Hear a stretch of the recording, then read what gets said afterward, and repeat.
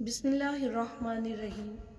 جس طرح فارس کے بادشاہ کا لقب کسریٰ، روم کے بادشاہ کا قیصر اور حبشہ کے بادشاہ کا لقب نجاشی تھا، اسی طرح قبطی اور عمالقہ قوم سے تعلق رکھنے والے مصر کے بادشاہوں کا لقب فرعون ہوتا تھا۔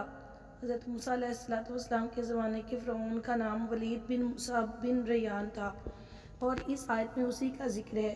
اس کی عمر 400 سال سے زیادہ ہوئی۔ نیز اس آیت میں آل فرعون سے اس کے پیروکار مراد ہیں۔ یذبحون ابناءکم، وہ تمہارے بیٹوں کو ذبح کرتے تھے۔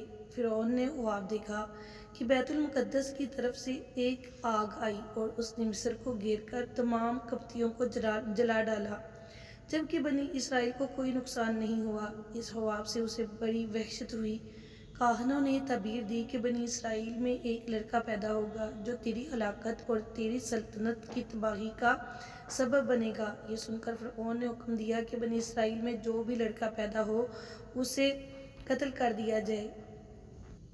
یوں ہزاروں کی تعداد میں بچے قتل کیے گئے۔ قدرت الہی سے اس قوم کے بوڑھے جلد مرنے لگے تو قبطی سرداروں نے گھبرا کر فرعون سے شکایت کی کہ ایک طرف بنی اسرائیل میں موت کی کثرت ہو گئی ہے اور دوسری طرف ان کے بچے بھی قتل کیے جا رہے ہیں۔